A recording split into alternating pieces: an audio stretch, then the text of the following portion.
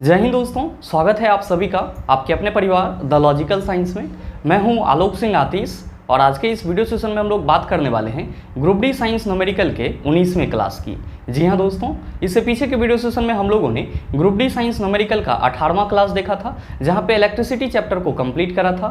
दोस्तों आज के इस वीडियो सेशन से हम लोग लाइट न्यूमेरिकल की शुरुआत करेंगे। और हाँ, आपकी जानकारी के लिए बताना चाहूँगा कि आज के इस सेशन का जो भी क्वेश्चन है उसका PDF आपको कहाँ मिलेगा, ये हमारे टेलीग्राम ग्रुप से मिल जाएगा, जिसका लिंक मैंने नीचे डिस्क्रिप्शन में डाल दिया है, आप वहाँ से जाकर के ले सकते हैं। बहरहाल आइए अपने सेशन की शुरुआत करते हैं और देखते हैं एग्जाम रेलेवेंट क्या कुछ सीख पाते हैं। पहले हम लोग प्रकाश से संबंधित कुछ बेसिक और इंपॉर्टेंट कंसेप्ट को समझ लेते हैं, फिर इससे संबंधित न्यूमेरिकल प्रॉब्लम करेंगे ताकि आपका जो कंसेप्ट है वो पूरी तरह से क्लियर हो पाए। और आप में से बहुत सारे मित्रों का ये शिकायत भी रहता है कि गुरुजी हमको इस चैप्टर में बहुत ज़्यादा कन्फ्यूजन होता है। मैं आप सबों से बस इतना कहना चाहूँगा कि बने रहिएगा वीडियो के अंत तक, आपका जितना भी कन्फ्यूजन है वो आपका ऑटोमेटिकली क्लियर हो जाएगा। ध्यान में रखेंगे कि लाइट से संबंधित जो आपको न्यूमेरिकल क्वेश्चन देखने को मिलेंगे ये आपको दो पोर्शन से देखने को मिलेंगे, यानी कि दो टॉपिक से देखने को मिल सकते हैं। कौन कौन सा टॉपिक? तो हमेशा ध्यान में रखना है कि जब भी आपको लाइट से संबंधित न्यूमेरिकल क्वेश्चन देखने को मिलेगा तो या तो आपको दर्पण से संबंधित न्यूमेरिकल क्वेश्चन देखने को मिल सकता है, जिसको हम लोग इंग्लिश में क्या कहते हैं, मिरर कहते हैं, और या फिर आपको लेंस से संबंधित न्यूमेरिकल क्वेश्चन देखने को मिल सकता है। तो आप सभी हमेशा इस चीज़ का ख्याल रखेंगे कि जहां भी आपको लाइट से संबंधित न्यूमेरिकल क्वेश्चन दिखेगा वो या तो दर्पण से संबंधित होगा या फिर लेंस से संबंधित होगा। मेरे मित्र, आप सबों को मालूम है कि दर्पण जो है वो आपका किस घटना पे कार्य करता है? आप कहते हैं कि सर ये प्रकाश के परावर्तन घटना पे कार्य करता है। किस पे कार्य करता है? प्रकाश के परावर्तन घटना पे कार्य करता है, जिसको इंग्लिश में हम लोग क्या कहते हैं? तो सर इसी को हम लोग इंग्लिश में रिफ्लेक्शन ऑफ लाइट कहते हैं। क्या कहते हैं सर? रिफ्लेक्शन ऑफ लाइट कहते हैं। और नो डाउट आप सबों को मालूम होगा कि लेंस आपका किस घटना पे आधारित होता है? आप कहते हैं कि सर ये प्रकाश के अपवर्तन घटना पे आधारित होता है। किस पे आधारित होता है? प्रकाश के अपवर्तन घटना पे आधारित होता है। और इसको इंग्लिश में हम लोग क्या कहते हैं? तो सर इंग्लिश में इसको हम लोग रिफ्रैक्शन ऑफ लाइट कहते हैं। क्या कहते हैं? रिफ्रैक्शन ऑफ लाइट कहते हैं। तो अब आप ये भी कह सकते हैं कि गुरुजी हमको जो लाइट से संबंधित न्यूमेरिकल क्वेश्चन देखने को मिलेगा वो या तो प्रकाश के परावर्तन से संबंधित होगा या फिर हमको प्रकाश के अपवर्तन से संबंधित न्यूमेरिकल क्वेश्चन देखने को मिल सकता है। मेरे मित्र, आज के इस वीडियो सेशन में हम लोग किसकी बात करने वाले हैं? तो आज के इस वीडियो सेशन में हम लोग प्रकाश के परावर्तन की बात करने वाले हैं और अगले क्लास में हम लोग किसको देखेंगे? तो प्रकाश के अपवर्तन को देखेंगे। तो आप लोग हेडिंग लगा लेंगे प्रकाश का परावर्तन। प्रकाश का परावर्तन। आप सभी कहेंगे कि सर पहले ये बताओ कि प्रकाश का परावर्तन क्या होता है? तो मेरे मित्र, बड़ा ही सिंपल में आप इसको याद रख सकते हैं कि प्रकाश की किरणों का वापस लौट जाने की जो घटना होती है, प्रकाश की किरणों का किसी परावर्तक सतह से वापस लौटने की जो घटना होती है, इसी को हम लोग क्या कहते हैं? प्रकाश का परावर्तन कहते हैं। या फिर और सरल रूप में आप कह सकते हैं कि bouncing back of light rays is known as reflection of light. Bouncing back of light rays is known as reflection of light. या आप इसको आसानी से ये भी कह सकते हैं कि सर प्रकाश जब किसी माध्यम में फिर से लौट जाती है तो यही घटना क्या कहलाती है? प्रकाश का परावर्तन कहलाती है। आप सभी कहेंगे कि सर कैसे लौट जाती है? तो ध्यान दीजिए, थोड़ा देर के लिए हम लोग मान लेते हैं कि ये आपका क्या है, ये कोई आपका परावर्तक सतह है। क्या है सर? कोई परावर्तक सतह है। इसका हम लोग एक नाम रख देते हैं M और M डैश। आप सभी क्या कहेंगे कि गुरुजी M और M डैश जो है ये एक परावर्तक सतह है। मेरे मित्र, अगर किसी प्रकाशीय स्रोत से आपका इस डायरेक्शन में कोई प्रकाश की किरण आ रही है, कोई प्रकाशीय स्रोत से अगर इस डायरेक्शन में प्रकाश की किरण आ रही है तो आप सभी क्या कहेंगे कि सर परावर्तन की घटना के चलते ये क्या हो जाएगा? सर इधर फिर से लौट जाएगा, यानी कि उसी माध्यम में वो फिर से चला जाएगा। ध्यान में रखेंगे कि जो प्रकाश की किरणें प्रकाशीय स्रोत से आती है इसको हम लोग क्या कहते हैं? तो सर इसको हम लोग आपतित किरण कहते हैं। क्या कहते हैं सर? आपतित किरण कहते हैं। और इंग्लिश में क्या कहते हैं? तो सर इंग्लिश में इसको इंसिडेंट रे कहते हैं। क्या कहते हैं? इंसिडेंट रे कहते हैं। और जो किरणें आपका वापस लौट रही है इसको हम लोग क्या कहते हैं? तो सर इसको हम लोग परावर्तित किरणें कहते हैं। क्या कहते हैं सर? परावर्तित किरण कहते हैं। और इंग्लिश में क्या कहते हैं? तो सर इंग्लिश में इसको हम लोग रिफ्लेक्टेड रे कहते हैं। क्या कहते हैं? रिफ्लेक्टेड रे कहते हैं। ध्यान में रखेंगे कि आपतित किरण और परावर्तित किरण इस दोनों के बीच में आपका एक लंबवत रेखा भी होता है और इसको आप सभी क्या कहते हैं? आप सभी कहते हैं कि गुरुजी इसको हम लोग अभिलंब कहते हैं। क्या कहते हैं? अभिलंब कहते हैं। और ध्यान में रखेंगे इसको इंग्लिश में क्या कहते हैं? हम लोग नॉर्मल कहते हैं। क्या कहते हैं सर? नॉर्मल कहते हैं। तो जहां भी प्रकाश के परावर्तन की घटना हो रही होगी वहां पे आपको ये तीन चीज देखने को मिलेगा।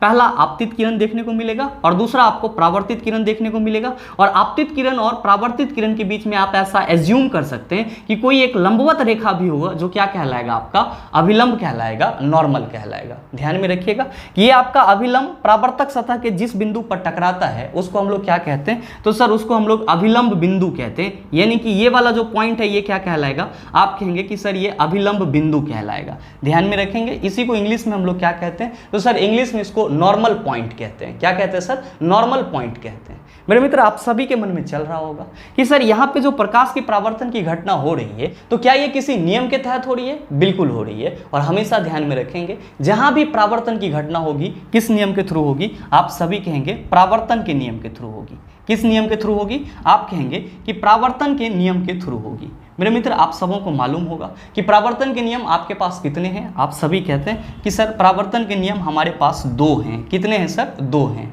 ध्यान दीजिएगा ये कौन कौन सा नियम है। तो पहला नियम आप सभी यहाँ पे फील कर पा रहे होंगे, क्या देख पा रहे होंगे सर, तो आप देख रहे होंगे कि ये जो आपका आपतित किरण है और ये जो आपका परावर्तित किरण है और साथ ही साथ जो ये आपका अभिलंब है, ये तीनों क्या है सर, एक ही समतल में। तो परावर्तन का पहला नियम भी यही कहता है। क्या कहता है सर, कि आपतित किरण, परावर्तित किरण और अभिलंब तीनों क्या होते हैं, एक ही समतल में होते हैं। साथ ही साथ इसका दूसरा नियम क्या कहता है, तो दूसरा नियम कहता है कि जो आपका आपतन कोण होता है वो परावर्तन कोण के बराबर होता है। आप कहेंगे कि सर आपतन कोण कहाँ है इसमें और परावर्तन कोण कहाँ है इसमें, तो ध्यान दीजिएगा यहाँ पे आपका ये कौन सी किरण है, आप सभी कहेंगे सर ये आपतित किरण है। तो मेरे मित्र हमेशा ध्यान में रखेंगे कि आपतित किरण और अभिलंब के बीच यहाँ पे जो एंगल बन रहा है, आपतित किरण और अभिलंब के बीच यहाँ पे जो एंगल बन रहा है ये क्या कहलाता है, तो सर इसी को हम लोग आपतन कोण बोलते हैं। क्या बोलते हैं सर, आपतन कोण बोलते हैं। और किससे रिप्रेजेंट करते हैं, तो गुरुजी एंगल आई से रिप्रेजेंट करते हैं। किससे रिप्रेजेंट करते हैं, एंगल आई से। और ध्यान में रखेंगे कि आपतन कोण को हम लोग इंग्लिश में क्या कहते हैं, तो सर इसको हम लोग इंग्लिश में इंसिडेंट एंगल कहते हैं। क्या कहते हैं सर, इंसिडेंट एंगल कहते हैं। साथ ही साथ आप सभी ये भी देख पा रहे होंगे कि सर ये हमारा परावर्तित किरण है। क्या है सर, परावर्तित किरण है। और ये क्या है सर, अभिलंब है। तो परावर्तित किरण और अभिलंब के बीच में भी यहाँ पे एंगल बन रहा है। मेरे मित्र ध्यान में रखेंगे कि परावर्तित किरण और अभिलंब के बीच में जो एंगल बन रहा है इसको हम लोग क्या कहते हैं, तो सर इसको हम लोग परावर्तन कोण कहते हैं। और इसको किससे रिप्रेजेंट करते हैं, तो गुरुजी इसको हम लोग एंगल आर से रिप्रेजेंट करते हैं। किससे रिप्रेजेंट करते हैं, एंगल आर से। और परावर्तन कोण को हम लोग इंग्लिश में क्या कहते हैं, तो सर परावर्तन कोण को हम लोग इंग्लिश में रिफ्लेक्शन एंगल कहते हैं। क्या कहते हैं सर, रिफ्लेक्शन एंगल कहते हैं। तो आप ये चीज हमेशा ध्यान में रखेंगे कि इंसिडेंट एंगल को हम लोग एंगल आई से रिप्रेजेंट करते हैं और रिफ्लेक्शन एंगल को हम लोग किससे रिप्रेजेंट करते हैं, एंगल आर से रिप्रेजेंट करते हैं। और परावर्तन का दूसरा नियम क्या कहता है, परावर्तन का दूसरा नियम कहता है कि जो हमारा आपतन कोण होता है और जो आपका परावर्तन कोण होता है वो दोनों क्या होता है, बराबर होता है। आप कह सकते हैं कि सर परावर्तन के दूसरे नियम से हम लोग ये भी तो लिख सकते हैं एंगल आई इक्वल टू क्या होता है, एंगल आर होता है। क्या होता है sir, angle i equal to angle r होता है। आप कहेंगे कि सर परावर्तन के नियम से हमको किस टाइप का क्वेश्चन देखने को मिलेगा। आइए हम लोग 2 क्वेश्चन भी देख लेते हैं कि परावर्तन के नियम से आपको किस टाइप का क्वेश्चन देखने को मिलता है, फिर हम लोग आगे की चर्चा करते हैं। लेकिन उससे पहले अगर आप नोट डाउन करना चाहते हैं तो वीडियो को पॉज करके इन सभी चीज़ों को नोट डाउन कर सकते हैं। मेरे मित्र ध्यान में रखिएगा कि आपको परावर्तन के नियम से जो न्यूमेरिकल प्रॉब्लम देखने को मिलते हैं वो आपका कुछ इसी प्रकार का होता है। आपका जो पहला क्वेश्चन है ध्यान दीजिएगा, इसमें आपसे क्या पूछा जा रहा है कि यदि किसी दर्पण का आपतन कोण 30 डिग्री है तो परावर्तन कोण का मान क्या होगा। आप सभी कहेंगे सर बिल्कुल ही सरल है, अभी जस्ट हम लोगों ने पढ़ा है कि आपतन कोण परावर्तन कोण के बराबर होता है। तो हमारे क्वेश्चन में आपतन कोण का वैल्यू दिया हुआ है तो ऑब्वियसली हम लोग क्या कहेंगे कि सर यहाँ पे जो परावर्तन कोण होगा वो कितना हो जाएगा, 30 डिग्री हो जाएगा। क्यों, क्योंकि परावर्तन का दूसरा नियम कहता है कि एंगल आई जो है यानी कि जो आपतन कोण है वो किसके बराबर होता है, तो परावर्तन कोण यानी कि एंगल आर के बराबर होता है। आप कहेंगे चलो सर ये तो इजी था, लेकिन आपके एग्जाम में दूसरे टाइप का भी क्वेश्चन पूछा जाता है और वो टाइप आपका ये रहा। आपसे पूछा जाता है कि यदि प्रकाश की किरणें परावर्तक सतह के साथ 40 डिग्री का कोण बनाते हुए आपतित हो रही तो परावर्तन कोण का मान होगा। आपके ऑप्शन में 40 डिग्री भी रहता है और आप सभी आराम से 40 डिग्री को टिक करके आ जाते हैं, बाद में पता चलता है अरे ये तो गलत हो गया। क्वेश्चन को पढ़िएगा एक बार फिर से। क्वेश्चन करा जा रहा है कि यदि प्रकाश की किरणें परावर्तक सतह के साथ 40 डिग्री का कोण बनाते हुए आपतित हो रही है तो परावर्तन कोण का मान होगा। यहाँ पे आपतन कोण ना कहा जा रहा है, यहाँ पे कहा जा रहा है कि प्रकाश की किरणें जो गिर रही है वो परावर्तक सतह के साथ 40 डिग्री का कोण बना रही है, ना कि यहाँ पे आपतन कोण आपका 40 डिग्री है। आप सभी क्या कहेंगे, आप सभी कहेंगे कि गुरुजी अगर हमारा ये कोई परावर्तक सतह हो जाए, क्या हो जाए सर, परावर्तक सतह हो जाए। और इस पे क्वेश्चन के अनुसार अगर ये प्रकाश की किरणें फॉल हो रही है तो ये जाहिर सी बात है कि परावर्तित भी होगी। तो लीजिए सर, ये परावर्तित भी हो जा रही है। आपके क्वेश्चन में क्या कहा जा रहा है, क्वेश्चन में कहा जा रहा है कि ये जो आपका प्रकाश की किरणें आपतित हो रही है, ये परावर्तक सतह के साथ कितना डिग्री का कोण बना रही है, तो सर 40 डिग्री का कोण बना रही है। इसका मतलब ये हुआ यहाँ पे जो ये आपका परावर्तक सतह है और ये जो आपका आपतित किरण है, इस दोनों के बीच में जो ये एंगल है, ये एंगल आपके क्वेश्चन में दिया हुआ है कितना, 40 डिग्री। और फिर आपसे पूछा जा रहा है कि अब परावर्तन कोण का मान कितना होगा। आप सभी कहेंगे कि सर ये भी अब आसानी से बन जाएगा। कैसे, तो ध्यान दीजिएगा।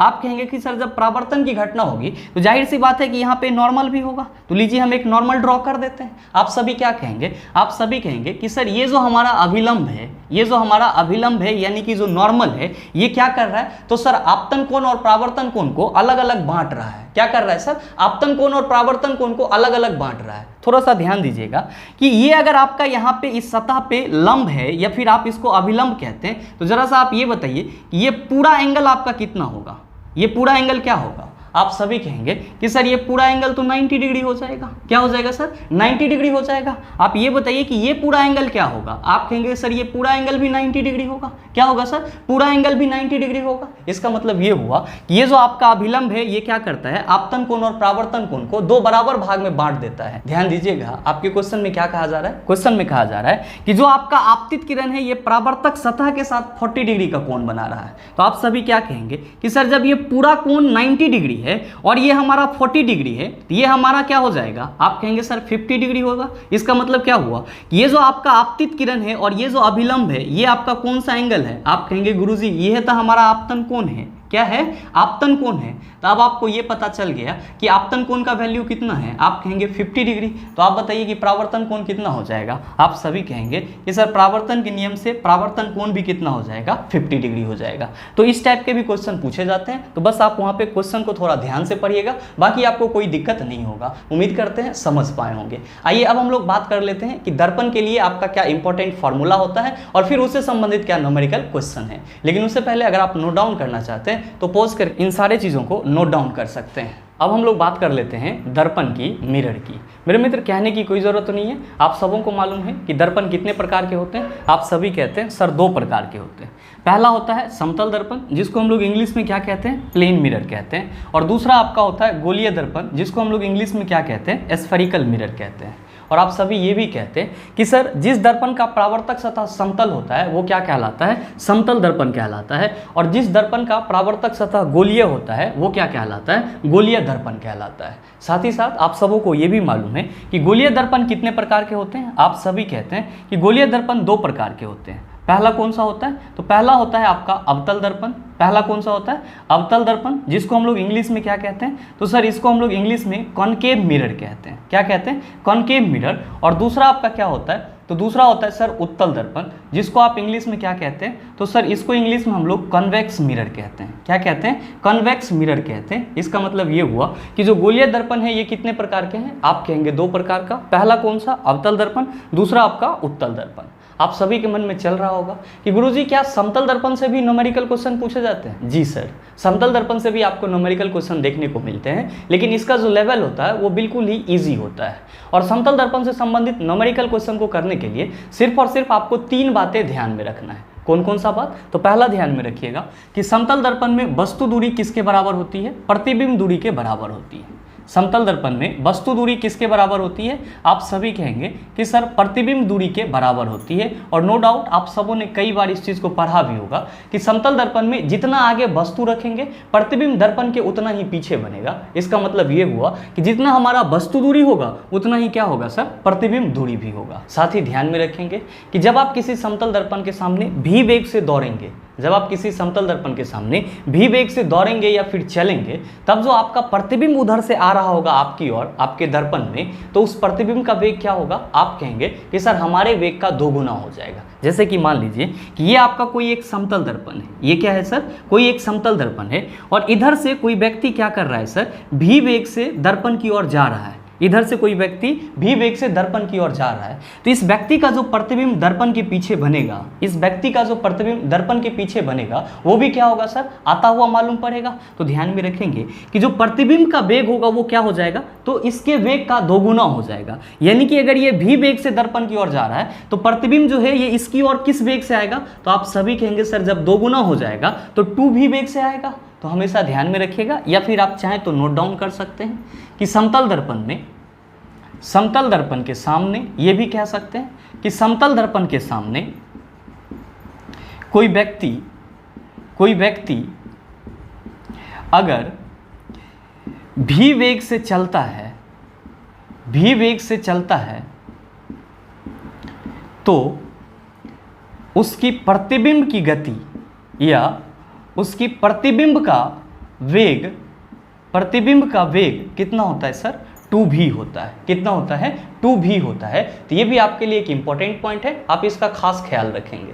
साथ ही साथ ध्यान में रखेंगे कि जब 2 समतल दर्पण एक दूसरे के साथ किसी कोण पर इंक्लाइंड होता है, मतलब क्या कि जब 2 समतल दर्पण एक दूसरे के साथ किसी कोण पर झुका हुआ रहता है तब वहाँ पे एक से ज़्यादा इमेज बनता है। जब 2 समतल दर्पण किसी कोण पर झुका हुआ रहता है तब वहाँ पे एक से ज़्यादा इमेज बनता है। आप कहेंगे सर कितना इमेज बनता है, तो ध्यान में रखिएगा कि जब 2 समतल दर्पण एक दूसरे के साथ किसी कोण पर झुका हुआ रहता है तब उसके बीच में जो बनने वाली इमेज की संख्या होती है, यानी कि नंबर ऑफ इमेज होती है, वो कितना होता है, आप सभी कहेंगे कि सर 360 डिग्री बटा थीटा होता है। कितना होता है, 360 डिग्री बटा थीटा होता है। तो आप इस चीज का गांठ बांध लेंगे कि जब भी कोई 2 समतल दर्पण एक दूसरे के साथ किसी कोण पर झुका हुआ होगा तो वहां पे एक से ज्यादा इमेज बनेगा और उस इमेज की संख्या कितनी होगी, तो आप कहेंगे 360 बटा थीटा होगा। ध्यान में रखेंगे कि यहाँ पे थीटा क्या है, तो आप सभी कहेंगे सर थीटा जो है वो कोण का मान है। क्या है सर, थीटा जो है वो कोण का मान है। आप कहेंगे कि सर हम लोग कैसे समझेंगे,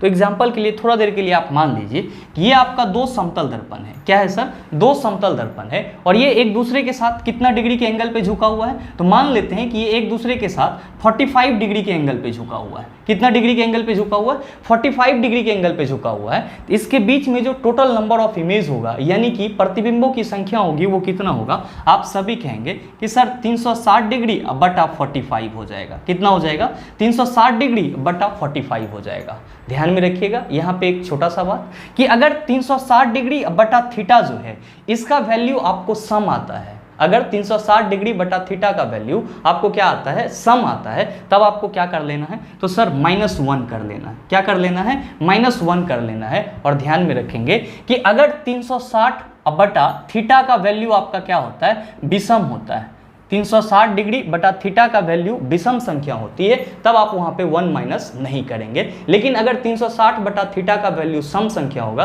तब आप वहां पे क्या करेंगे, 1 माइनस करेंगे।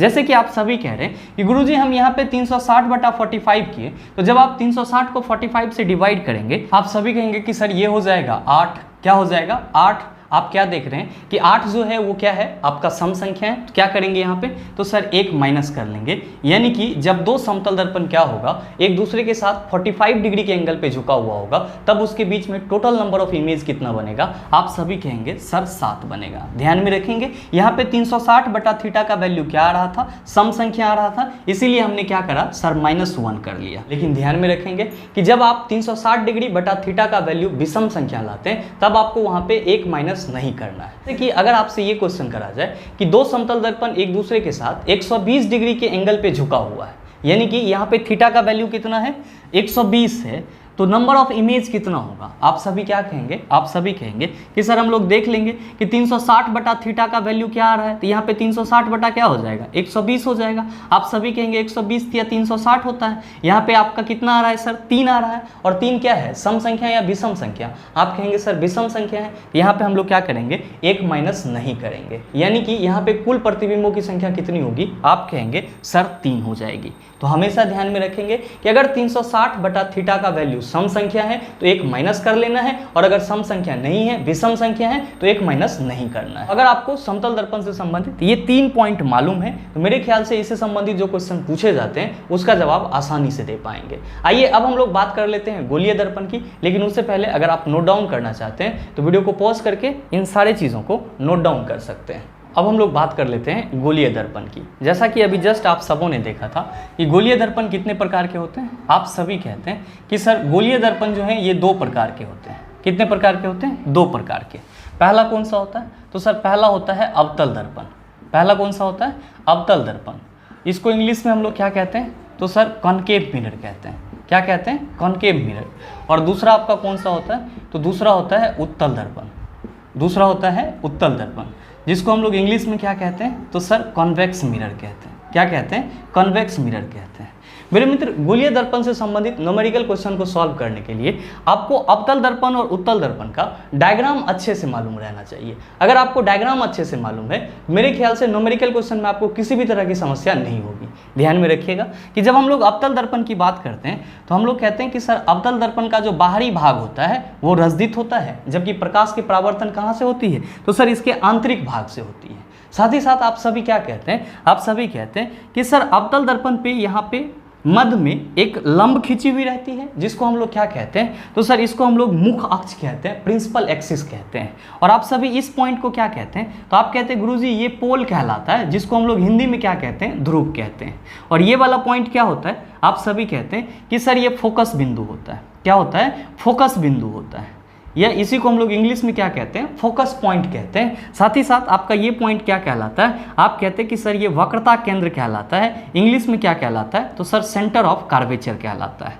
आप सभी कहते हैं कि गुरुजी ये जो हमारा P है और ये जो हमारा C है, तो PC क्या कहलाता है? तो दर्पण का मुख्य अक्ष कहलाता है। क्या कहलाता है? मुख्य अक्ष कहलाता है, प्रिंसिपल एक्सिस कहलाता है। साथ ही साथ ये जो हमारा फोकस बिंदु है, इसके बारे में हम लोग क्या कहते हैं? तो सर इसके बारे में कहते हैं कि कोई भी प्रकाश की किरण अगर मुख्य अक्ष के समांतर होती है, कोई भी प्रकाश की किरण क्या होती है? अगर दर्पण के मुख्य अक्ष के समांतर होती है तो परावर्तन के बाद वो कहाँ से गुजरती है? तो सर एक पॉइंट से गुजर जाती है, और उसी पॉइंट को हम लोग क्या कहते हैं? फोकस बिंदु कहते हैं। क्या कहते हैं सर? फोकस बिंदु कहते हैं। तो हमेशा ध्यान में रखेंगे कि फोकस बिंदु आपके दर्पण के मुख्य अक्ष पर वैसा बिंदु है जहां से दर्पण से परावर्तन के बाद कोई भी प्रकाश की किरणें क्या होती है? गुजरती है। साथ ही ध्यान में रखेंगे ये जो आप P से लेकर के F तक की डिस्टेंस को देख रहे हैं, इसको क्या बोला जाता है? तो सर इसको फोकस दूरी बोला जाता है। क्या बोला जाता है? फोकस दूरी। और किससे रिप्रेजेंट किया जाता है? तो स्मॉल f से रिप्रेजेंट किया जाता है। किससे रिप्रेजेंट किया जाता है? स्मॉल f से। और नहीं हो तो इसको आप लिख लेंगे। क्या बोलते हैं सर? इसको हम लोग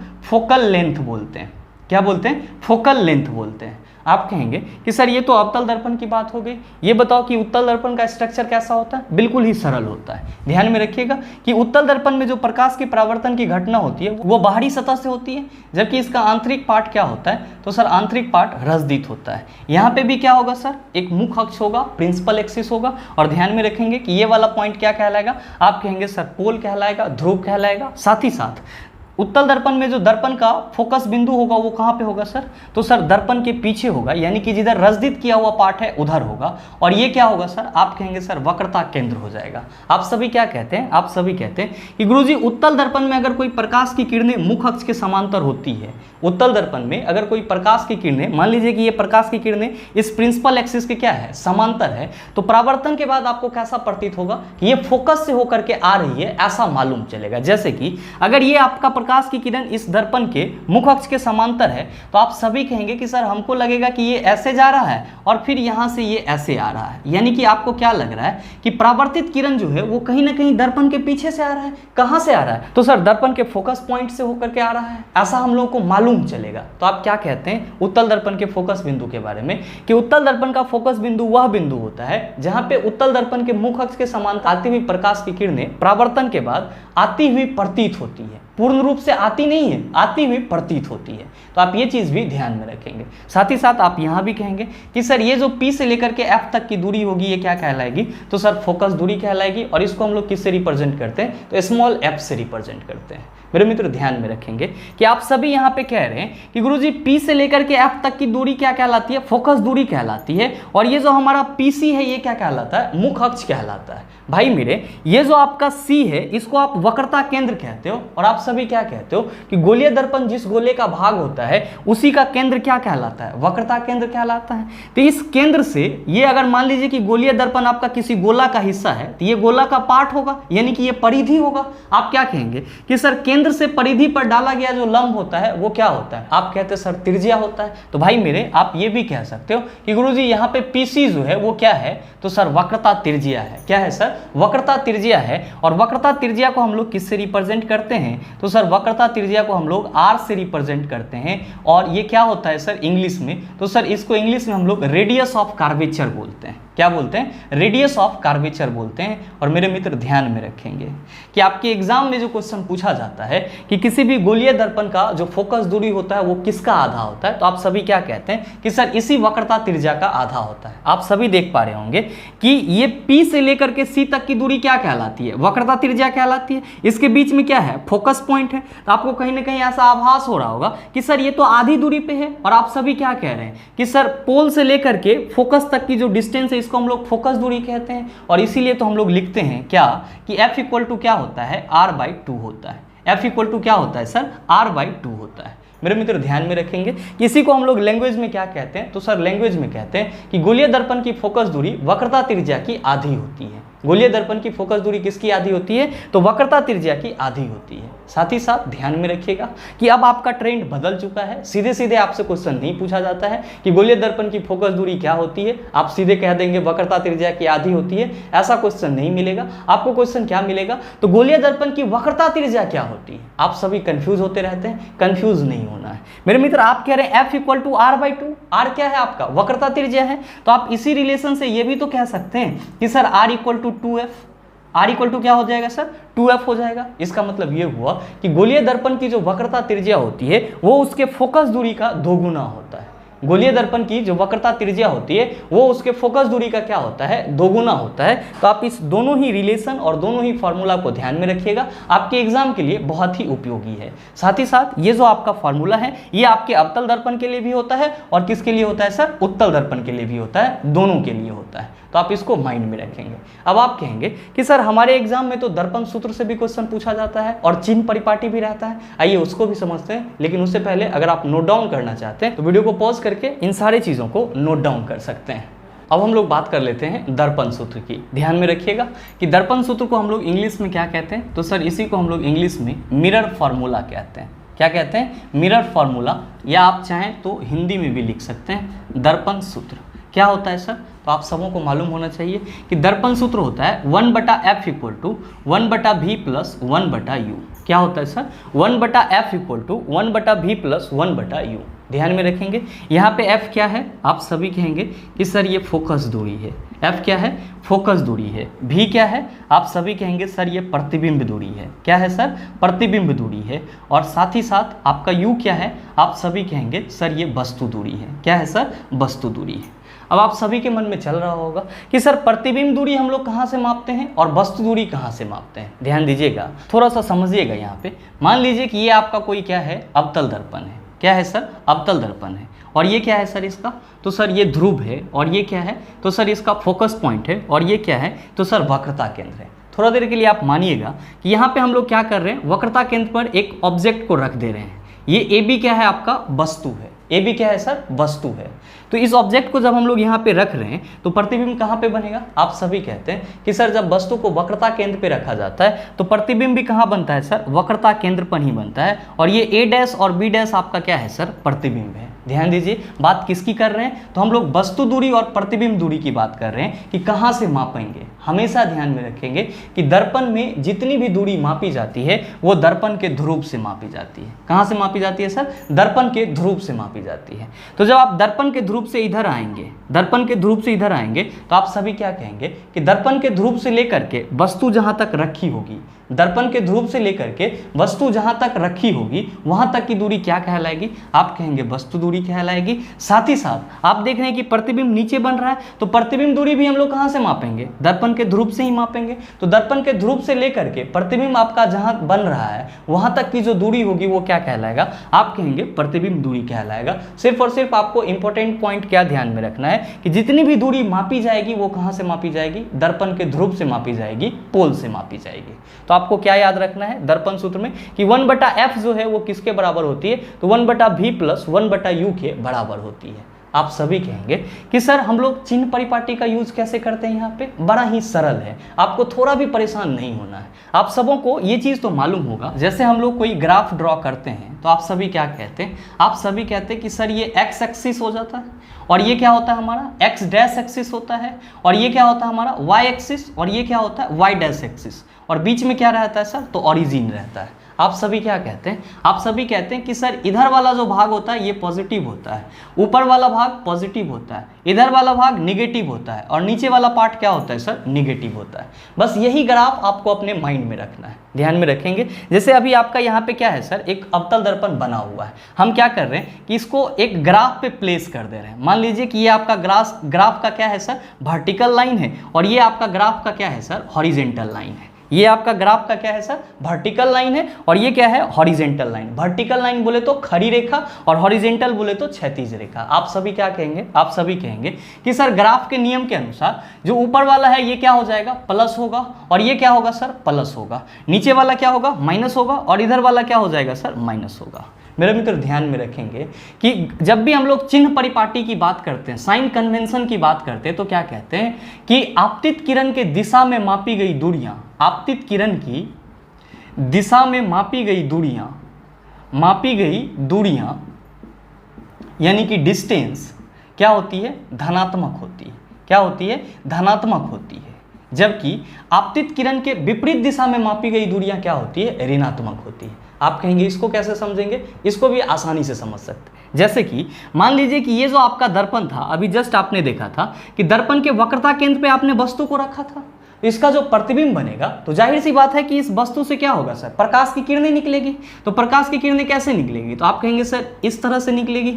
आप क्या देख रहे हैं कि ये जो आपका आपतित किरण है, ये जो आपका आपतित किरण है, तो इस दिशा में जितनी भी दूरी मापी जाएगी वो क्या होगा, आपका धनात्मक होगा। क्या होगा सर, धनात्मक होगा। लेकिन जब इसके विपरीत दिशा में मापी जाएगी तो आप क्या कहेंगे सर, ऋणात्मक होगा। ध्यान दीजिएगा कि यहाँ पे आपका पॉजिटिव साइन है और प्रकाश की किरण इधर जा रही है, तो जब इधर जाएगी तो क्या होगा, धनात्मक होगा। जब इसके उल्टा आएगी तो क्या होगा, आप कहेंगे सर ऋणात्मक होगा। मेरे मित्र अब आप सभी यहाँ पे कंफ्यूज होते रहते हैं क्या, कि सर अवतल दर्पण का फोकस दूरी क्या होगा, अवतल दर्पण का फोकस दूरी क्या होगा, और साथ ही साथ अवतल दर्पण का वक्रता त्रिज्या क्या होगा। आप सभी हमेशा ध्यान में रखना कि अवतल दर्पण हो या फिर कोई भी गोलीय दर्पण हो, जितनी भी दूरियां मापी जाएगी, कहां से मापी जाएगी, दर्पण के ध्रुव से मापी जाएगी। तो आप जरा सा ये बताओ, आप कह रहे हैं कि अवतल दर्पण की फोकस दूरी क्या होगी, आपका अवतल दर्पण का फोकस दूरी क्या होता है। आप कहते हैं सर P से लेकर के F तक की जो दूरी होगी वही हमारा फोकस दूरी कहलाएगा। तो आप P से लेकर के F तक की दूरी कैसे मापेंगे, ऐसे मापेंगे या फिर ऐसे मापेंगे। आप कहेंगे सर कैसी बात कर रहे हैं, हम लोग तो P से ऐसे मापेंगे, P से F तक की दूरी को मापेंगे। जरा सा आप ये बताइए, ये जो आप मापने का डायरेक्शन बता रहे हैं, ये आपके आपतित किरण का क्या है, विपरीत है या सीधा है। आप कहेंगे सर ये वाला किरण इधर जा रहा है और ये वाला किरण इधर आ रहा है। मतलब क्या कि आपतित किरण के विपरीत दिशा में जो मापी गई दूरियां होगी वो क्या होगी, ऋणात्मक होगी। और इसीलिए आप क्या कहते हैं कि सर अवतल दर्पण की फोकस दूरी ऋणात्मक होती है। अवतल दर्पण की फोकस दूरी क्या होती है, ऋणात्मक होती है। आप ये बताइए कि जब आपको वक्रता त्रिज्या की डिस्टेंस मापने के लिए बोला जाएगा तो आप किधर से मापेंगे।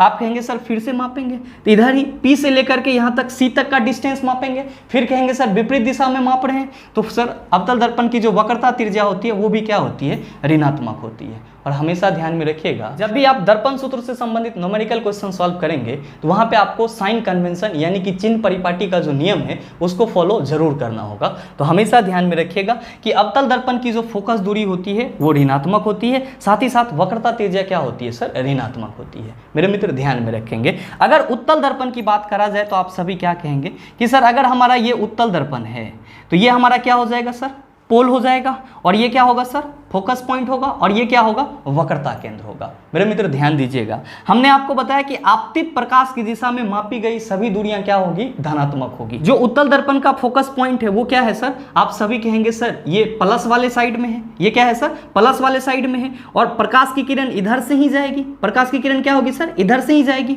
तो सर अगर हम अवतल दर्पण के फोकस दूरी की बात करें तो P से हम लोग नापेंगे, यानी कि पोल से मापेंगे। पोल से हम इधर जाएंगे तो आप सभी क्या कहेंगे सर, जब इधर जाएंगे तो धनात्मक हो जाएगा, इधर जाएंगे तो क्या होगा, धनात्मक हो जाएगा। तो इसीलिए तो आप सभी याद करते हैं कि उत्तल दर्पण की जो फोकस दूरी होती है वो क्या होती है, धनात्मक होती है। क्या होती है, धनात्मक होती है। साथ ही साथ इसकी वक्रता त्रिज्या क्या होगी, आप कहेंगे कैसी बात कर रहे हैं सर, P से लेकर के C तक को मापेंगे तो हम लोग पॉजिटिव डायरेक्शन में ही जा रहे हैं, यानी कि इसकी वक्रता त्रिज्या यानी कि R भी क्या होगा, तो सर धनात्मक होगा। बस यही दो चीज आपको ध्यान में रखना है कि अवतल दर्पण की फोकस दूरी ऋणात्मक होती है, वक्रता त्रिज्या ऋणात्मक होती है, जबकि उत्तल दर्पण की फोकस दूरी धनात्मक होती है और वक्रता त्रिज्या क्या होती है सर, धनात्मक होती है।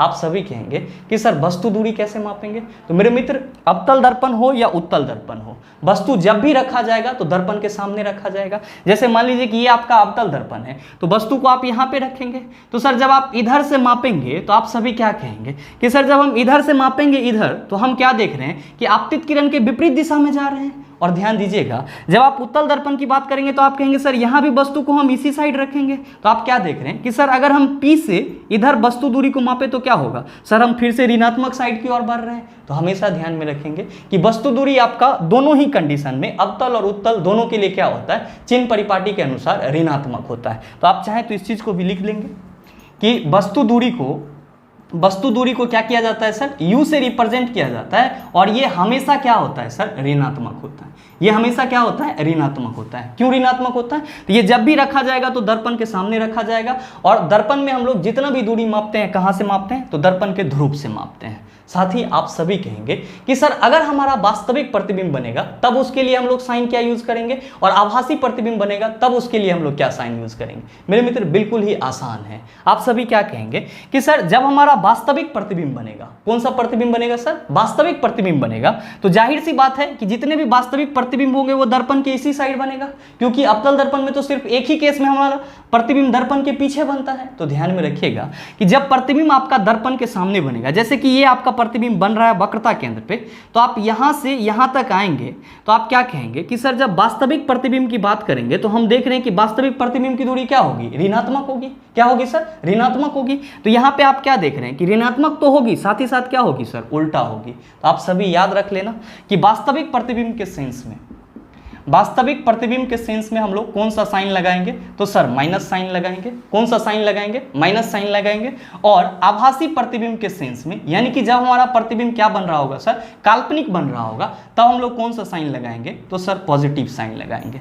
या आपको जहां भी माइनस साइन लगा हुआ मिले तो आप समझ जाना यहाँ पे प्रतिबिंब क्या बन रहा है, वास्तविक बन रहा है और उल्टा है। और जहां पे आपको प्रतिबिंब दूरी में क्या लिखा हुआ रहे सर, प्लस लिखा हुआ रहे, तो आप समझ जाना कि यहाँ पे प्रतिबिंब कैसा बन रहा है, काल्पनिक बन रहा है और सीधा बन रहा है। तो बस आपको चिन्ह परिपाटी के नियम से इतना ही याद रखना था। बाकी के जो भी क्वेश्चन मिलेंगे आप उसको आसानी से सॉल्व कर सकते हैं। आप सभी कहेंगे कि सर आवर्धन क्या होता है, आइए उसकी भी चर्चा करते हैं। लेकिन उससे पहले अगर आप नोट डाउन करना चाहते हैं तो वीडियो को पॉज करके इन सारे चीजों को नोट डाउन कर सकते हैं। अब हम लोग बात कर लेते हैं आवर्धन की मैग्निफिकेशन की। मेरे मित्र ध्यान में रखिएगा कि आवर्धन का सीधा सा मतलब क्या होता है। आवर्धन का सीधा सा मतलब होता है कि कोई भी वस्तु का प्रतिबिंब कितना बड़ा बन रहा है या कितना छोटा बन रहा है। यानी कि आप सिंपल वे में कह सकते हैं कि जो प्रतिबिंब का आकार होता है वो कैसा है, इस चीज के बारे में कौन बताता है, आवर्धन बताता है। और ध्यान में रखिएगा कि प्रतिबिंब दूरी और वस्तु दूरी का जो अनुपात होता है वो क्या कहलाता है, आवर्धन कहलाता है, या फिर इंग्लिश में मैग्निफिकेशन कहलाता है। तो आप सभी ये कह सकते हैं कि गुरुजी आवर्धन इक्वल टू क्या हो जाएगा, आवर्धन इक्वल टू हो जाएगा प्रतिबिंब दूरी, क्या हो जाएगा सर, प्रतिबिंब दूरी बटा वस्तु दूरी। क्या हो जाएगा, प्रतिबिंब दूरी बटा वस्तु दूरी। ध्यान में रखिएगा कि जब हम लोग वास्तविक प्रतिबिंब की बात करते हैं तो वहां पे हम लोग क्या कहते हैं कि सर आवर्धन इक्वल टू होता है माइनस प्रतिबिंब दूरी बटा वस्तु दूरी। प्रतिबिंब दूरी को हम लोग किससे रिप्रेजेंट करते हैं, v से। वस्तु दूरी को किससे रिप्रेजेंट करते हैं, u से। और हम सभी आवर्धन के लिए क्या फॉर्मूला पढ़ते रहते हैं, तो m equal to minus v by u, m equal to minus v by u. यहाँ पे ध्यान में रखेंगे कि ये माइनस साइन क्या बता रहा है, माइनस साइन बता रहा है कि प्रतिबिंब हमारा वास्तविक है और क्या है सर, उल्टा है। तो आप सभी क्या कहेंगे कि सर वास्तविक प्रतिबिंब के लिए जो आवर्धन का मान होगा वो क्या होगा, ऋणात्मक होगा। वास्तविक प्रतिबिंब के लिए आवर्धन का मान ऋणात्मक होगा। जबकि आप ये कह सकते हैं कि सर आभासी प्रतिबिंब के लिए जो आवर्धन का मान होगा वो क्या होगा, धनात्मक होगा। तो आप ये भी कह सकते हैं कि सर आभासी प्रतिबिंब का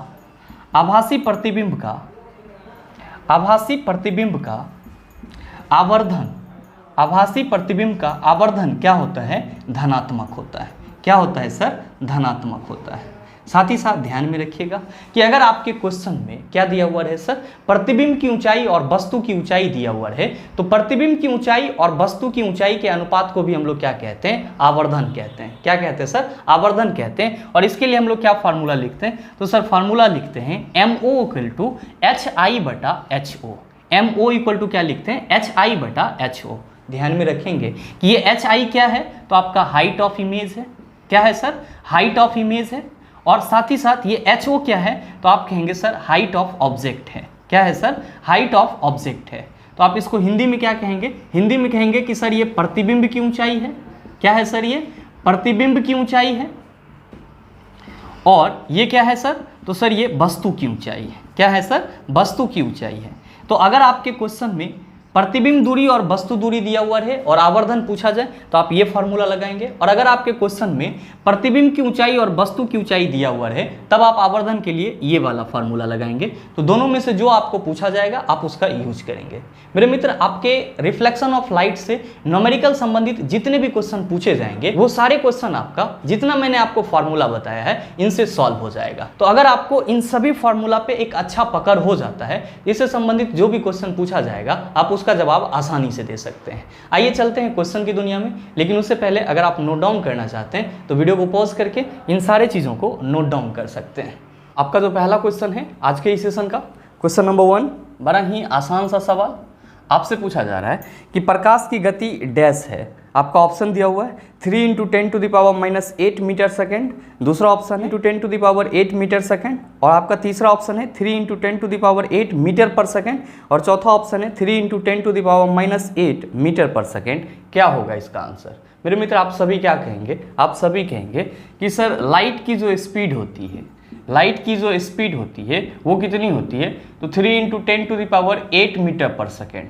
और इसी वैल्यू को आप कैसे लिख सकते हैं, तो सर 3 × 10⁸ और ms⁻1 लिख सकते हैं। यानी कि यहाँ पे जो आप मीटर पर सेकेंड लिख रहे हैं इसी को आप कैसे लिख सकते हैं, ms⁻1 के रूप में लिख सकते हैं। तो आप बताइए कि सही आंसर क्या हो जाएगा? आप सभी कहेंगे sir option number C is the right answer of this question. उम्मीद करते हैं समझ पाए होंगे। चलते हैं अगले क्वेश्चन की तरफ। आपका जो अगला क्वेश्चन है, क्वेश्चन नंबर 2, क्या पूछा जा रहा है आपसे? आपसे पूछा जा रहा है कि एक दर्पण के वक्रता की फोकल लंबाई और त्रिज्या के बीच संबंध है। आपसे क्वेश्चन करा जा रहा है कि किसी दर्पण के फोकल लंबाई और त्रिज्या के बीच संबंध है। आपका ऑप्शन दिया हुआ है R = f/2, दूसरा ऑप्शन है F = 2R, और तीसरा ऑप्शन है R = 2F, और चौथा ऑप्शन है R = F। क्या होगा इसका आंसर? आपसे क्वेश्चन पूछा जा रहा है कि दर्पण के वक्रता की फोकल लंबाई और त्रिज्या के बीच क्या संबंध है। मेरे मित्र, आप सभी ने अभी जस्ट देखा है कि गुरुजी फोकल लंबाई इक्वल टू क्या होता है? आप कहते हैं सर वक्रता त्रिज्या की आधी होती है, और हम लोग F = R/2 लिखते हैं। साथ ही साथ मैंने आपको ये भी बताया था कि आप इसी डेरिवेशन से ये भी लिख सकते हैं कि R = क्या हो जाता है, तो सर 2F हो जाता है। इसका मतलब ये हुआ कि जो फोकस दूरी होती है वो वक्रता त्रिज्या की आधी होती है, और जबकि वक्रता त्रिज्या जो होती है वो फोकस दूरी की दोगुनी होती है। तो आपसे जो क्वेश्चन पूछा जा रहा है कि दर्पण के वक्रता की फोकल लंबाई और त्रिज्या के बीच संबंध है, आपका पहला ऑप्शन दिया हुआ है R = f/2, लेकिन क्या होता है सर, F = R/2 होता है। तो पहला ऑप्शन तो आपका गलत है। दूसरा ऑप्शन है F = 2R, आप कहेंगे सर दूसरा ऑप्शन भी गलत है। क्यों?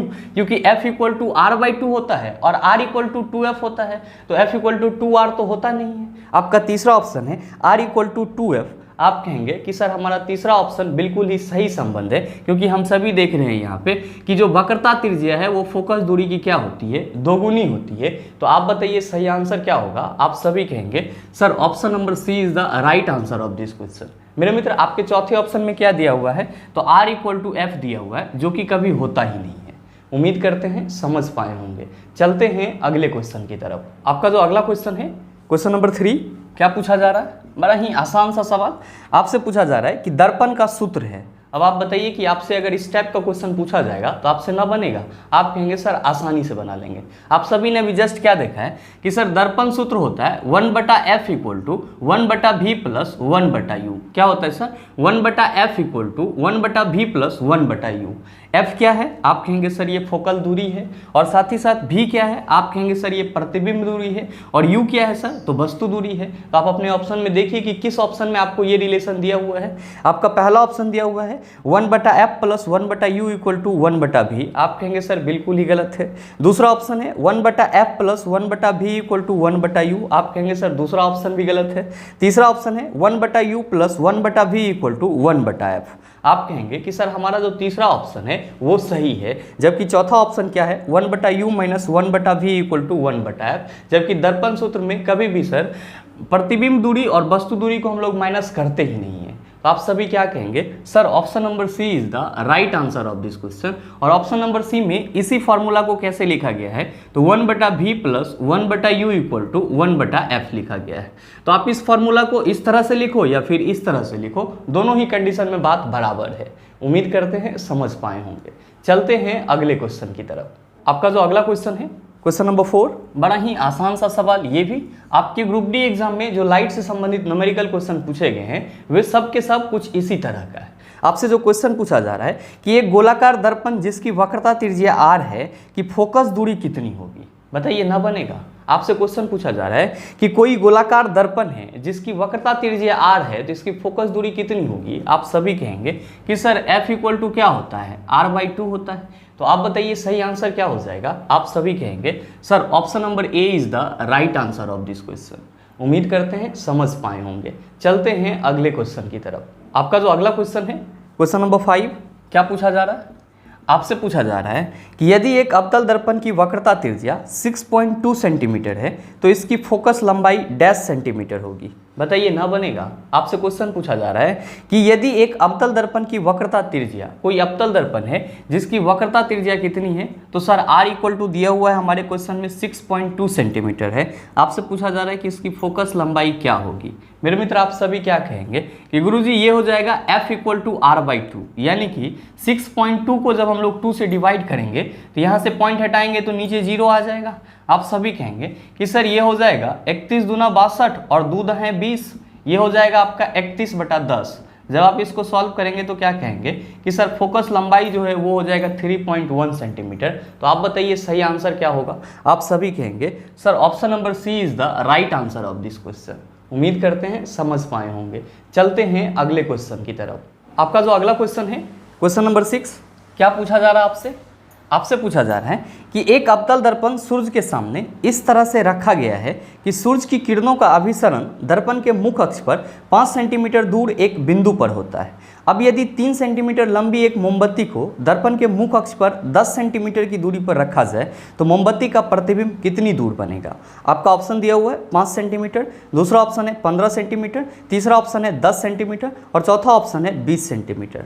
आपसे क्वेश्चन पूछा जा रहा है कि किसी अवतल दर्पण को सूर्य के सामने इस तरह से रखा गया है कि सूर्य से जो प्रकाश की किरणें आती है उसका अभिसरण दर्पण के मुख्य अक्ष पे 5 सेंटीमीटर दूर किसी बिंदु पर हो रही है और 3 सेंटीमीटर लंबी मोमबत्ती को दर्पण के ध्रुव से 10 सेंटीमीटर की दूरी पर रखा जाता है। तो आपसे ये क्वेश्चन पूछा जा रहा है कि मोमबत्ती का प्रतिबिंब कहाँ बनेगा।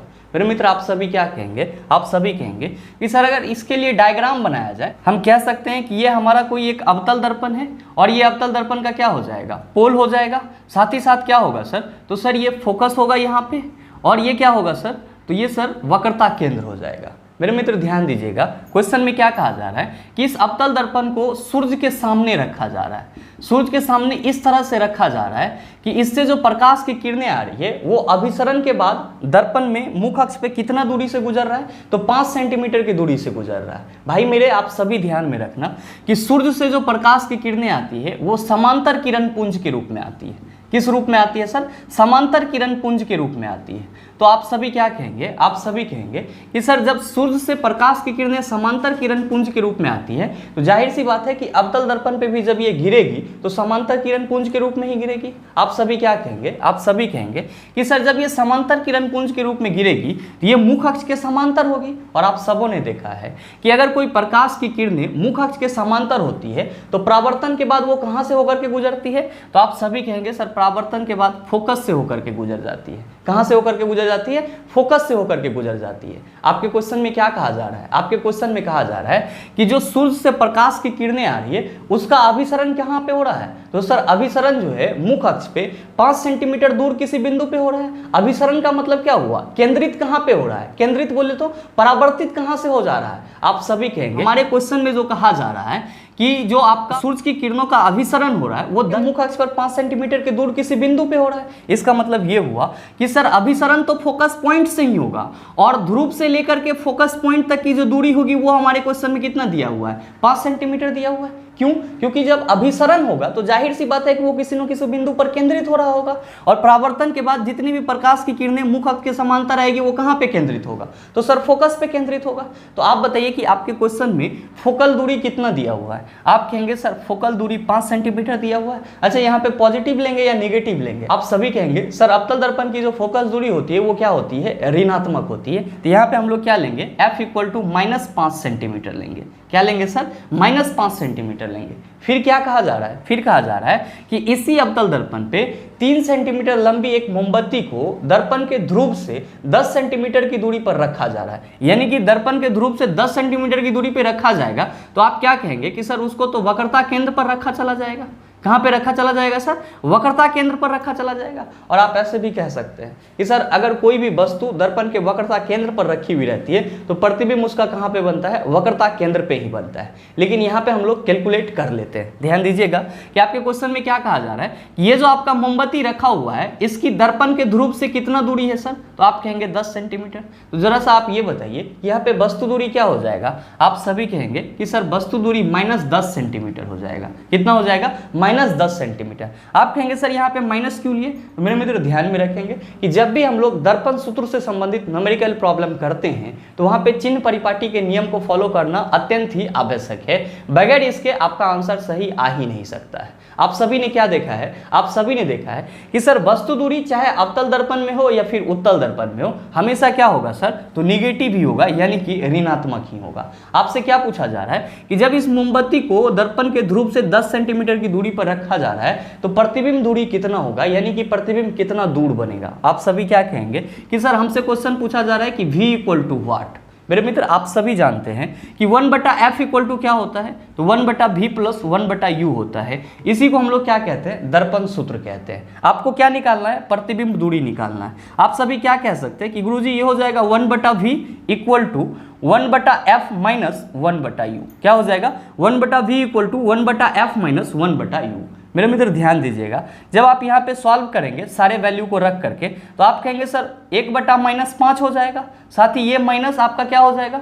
तो सर 1/-10 हो जाएगा। आप क्या कहेंगे? आप कहेंगे कि गुरुजी जब इसको और सॉल्व किया जाएगा तो ये हो जाएगा -1/5, ये माइनस माइनस प्लस हो जाएगा तो प्लस 1/10 हो जाएगा। आप सभी फिर से कहेंगे कि 5 और 10 का एलसीएम सर 10 होता है, 5 दूना 10 हो जाएगा तो ये -2 हो जाएगा और ये 10 से कम 10 हो जाएगा तो सर ये +1 का 1 ही रह जाएगा यहाँ पे। आप कहेंगे प्लस माइनस माइनस हो जाएगा, ये हो जाएगा सर -1/10। क्या हो जाएगा सर? -1/10। मेरे मित्र आप सभी क्या कहेंगे? आप सभी कहेंगे कि सर 1/v इक्वल टू क्या हो जाएगा? -1/10। जब आप यहाँ से v निकालेंगे तो क्या कहेंगे कि सर v इक्वल टू हो जाएगा हमारा, यहाँ पे -1 लगा हुआ है तो ये -v हो जाएगा और -v इक्वल टू क्या हो जाएगा? 10। या फिर आप क्या कहेंगे कि सर v इक्वल टू हो जाएगा -10। ध्यान दीजिएगा कि यहाँ पे जो प्रतिबिंब दूरी में माइनस लगा हुआ है इसका मतलब क्या होता है कि जो प्रतिबिंब है वो आपका कैसा बन रहा है? वास्तविक बन रहा है और उल्टा बन रहा है। और नो डाउट आप सबों को मालूम होना चाहिए कि जब भी किसी भी वस्तु को अवतल दर्पण के वक्रता केंद्र पर रखते हैं तो उसका प्रतिबिंब कहाँ पे बनता है? वक्रता केंद्र पे ही बनता है और वास्तविक होता है और उल्टा होता है। आप यहां भी कह सकते थे कि सर हमारा आंसर 10 सेंटीमीटर होगा और आप ऐसे भी सॉल्व करके क्या कह सकते हैं? सर हमारा आंसर 10 सेंटीमीटर होगा। तो आप बताइए कि आपके इस क्वेश्चन का सही ऑप्शन क्या हो जाएगा? आप सभी कहेंगे कि सर ऑप्शन नंबर सी में दिया हुआ है 10 सेंटीमीटर, इसीलिए सही आंसर ऑप्शन नंबर सी हो जाएगा। उम्मीद करते हैं समझ पाए होंगे। चलते हैं अगले क्वेश्चन की तरफ। आपका जो अगला क्वेश्चन है क्वेश्चन नंबर 7, क्या पूछा जा रहा है आपसे? आपसे पूछा जा रहा है कि अवतल दर्पण के वक्रता की त्रिज्या 30 सेंटीमीटर है। कार्टेशियन साइन कन्वेंशन के अनुसार इसकी फोकल लंबाई को किस तरह व्यक्त किया जाता है? आपका ऑप्शन दिया हुआ है -15 सेंटीमीटर, दूसरा ऑप्शन है -30 सेंटीमीटर, तीसरा ऑप्शन है +15 सेंटीमीटर और चौथा ऑप्शन है +30 सेंटीमीटर। क्या होगा इसका आंसर? आपसे क्वेश्चन करा जा रहा है कि कोई अवतल दर्पण है जिसकी वक्रता त्रिज्या कितनी है? तो सर अवतल दर्पण की वक्रता त्रिज्या दिया हुआ है 30 सेंटीमीटर। आपसे क्या क्वेश्चन पूछा जा रहा है कि इसकी फोकल लंबाई जो है वो चिन्ह परिपाटी के अनुसार कितना होगा? मेरे मित्र आप सभी क्या कहते हैं? आप सभी कहते हैं कि गुरुजी अवतल दर्पण की जो वक्रता त्रिज्या होती है, अवतल दर्पण की जो वक्रता त्रिज्या होती है और साथ ही साथ जो फोकस दूरी होती है वो दोनों ही क्या होती है सर, ऋणात्मक होती है। क्या होती है सर, ऋणात्मक होती है। किसके अनुसार, तो चिन्ह परिपाटी के नियम के अनुसार। आपसे क्या क्वेश्चन पूछा जा रहा है कि चिन्ह परिपाटी के अनुसार इस 30 सेंटीमीटर वक्रता त्रिज्या वाले अवतल दर्पण की फोकस लंबाई कितनी होगी। आप सभी क्या कहेंगे कि सर f = r/2 हो जाता है, ये 30/2 हो जाएगा, जब काटेंगे तो 15 आ जाएगा। चूंकि सर ऋणात्मक होता है फोकस दूरी और वक्रता त्रिज्या, तो हम लोग क्या कहेंगे कि सर चिन्ह परिपाटी के अनुसार यहाँ पे फोकस दूरी कितना हो जाएगा, -15 सेंटीमीटर हो जाएगा। तो आप बताइए कि सही ऑप्शन क्या होगा। आप सभी कहेंगे कि sir option number A is the right answer of this question. उम्मीद करते हैं समझ पाए होंगे। चलते हैं अगले क्वेश्चन की तरफ। आपका जो अगला क्वेश्चन है, क्वेश्चन नंबर 8, क्या पूछा जा रहा है आपसे। आपसे पूछा जा रहा है कि उत्तल दर्पण की फोकस लंबाई डैश होती है। आपका ऑप्शन दिया हुआ है 0, दूसरा ऑप्शन है ऋणात्मक, तीसरा ऑप्शन है धनात्मक, चौथा ऑप्शन है अनंत। क्या होगा इसका आंसर। आपसे क्वेश्चन करा जा रहा है कि उत्तल दर्पण की फोकस लंबाई क्या होती है।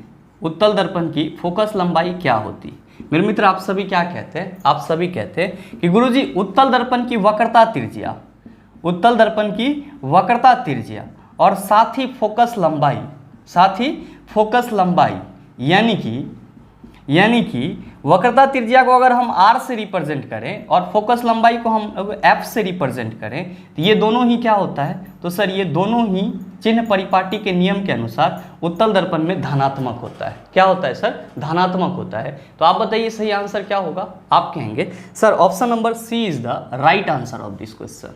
उम्मीद करते हैं समझ पाए होंगे। चलते हैं अगले क्वेश्चन की तरफ। आपका जो अगला क्वेश्चन है, क्वेश्चन नंबर 9, क्या पूछा जा रहा है आपसे। आपसे पूछा जा रहा है कि यदि किसी दर्पण की फोकस लंबाई +15 है तो यह है। आपका ऑप्शन दिया हुआ है समतल दर्पण, दूसरा ऑप्शन है अवतल दर्पण, तीसरा ऑप्शन है उत्तल दर्पण और चौथा ऑप्शन है डबल लेंस। क्या होगा इसका आंसर। आपसे क्वेश्चन करा जा रहा है यदि किसी दर्पण की फोकस लंबाई, कोई दर्पण है उसका फोकस लंबाई +15 सेंटीमीटर है, तो आपसे ये पूछा जा रहा है कि ये कौन सा दर्पण होगा। आप सभी क्या कहेंगे कि गुरुजी यहाँ पे फोकस दूरी प्लस में दिया हुआ है, इसीलिए हम लोग क्या कहेंगे कि ये उत्तल दर्पण होगा। क्यों, क्योंकि उत्तल दर्पण की फोकस दूरी और वक्रता त्रिज्या धनात्मक होती है। किसके अनुसार, चिन्ह परिपाटी के नियम के अनुसार। जबकि अवतल दर्पण की जो वक्रता त्रिज्या और फोकस दूरी होती है वो क्या होती है सर, ऋणात्मक होती है। तो आप बताइए कि सही आंसर क्या होगा। आप सभी कहेंगे कि sir option number C is the right answer of this question. उम्मीद करते हैं समझ पाए होंगे। चलते हैं अगले क्वेश्चन की तरफ। आपका जो अगला क्वेश्चन है, क्वेश्चन नंबर 10, क्या पूछा जा रहा है आपसे। आपसे पूछा जा रहा है कि यदि कोई वस्तु 5 सेंटीमीटर वक्रता की त्रिज्या वाले उत्तल दर्पण से 10 सेंटीमीटर दूर रखी गई है तो इसका आवर्धन कितना होगा। आपका ऑप्शन है 0.05, दूसरा ऑप्शन है 0.2, तीसरा ऑप्शन है 0.1 और चौथा ऑप्शन है 2। क्या होगा इसका आंसर। और मैंने ये क्वेश्चन आपको पीछे के सेशन में भी बताया है और रिसेंटली बताया है, और अगर आपने उस वीडियो को देखा है तो इस क्वेश्चन को बनाने में आपको कोई परेशानी नहीं होगी। और ये क्वेश्चन मैं आप सबों के लिए होमवर्क के रूप में छोड़ता हूं और आप सभी इस क्वेश्चन का आंसर नीचे कमेंट करके जरूर बताएंगे। आपके कमेंट का इंतजार रहेगा। साथ ही उम्मीद करते हैं कि यहाँ तक के जितने भी क्वेश्चन और कंसेप्ट थे उसको आप आसानी से समझ पाए होंगे। अब इस टाइप का प्रश्न अगर आपको दोबारा दे दिया जाए तो आप उसका जवाब भी आसानी से दे सकते हैं। और हाँ, उम्मीद ये भी करते हैं कि वीडियो आपको अच्छा लगा होगा। अगर आपको वीडियो अच्छा लगा तो वीडियो को लाइक कीजिएगा, ज़्यादा से ज़्यादा शेयर कीजिएगा। और हाँ, अगर चैनल पे नए हैं तो सब्सक्राइब करके बेल आइकन दबा लीजिएगा, ताकि इस तरह के एग्जाम रेलेवेंट वीडियो का नोटिफिकेशन सबसे पहले आपके पास पहुँचे और आप उसको सबसे पहले देख पाओ। मिलते हैं फिर अगले सेशन में, तब तक के लिए best of luck. Thank you, have a nice day.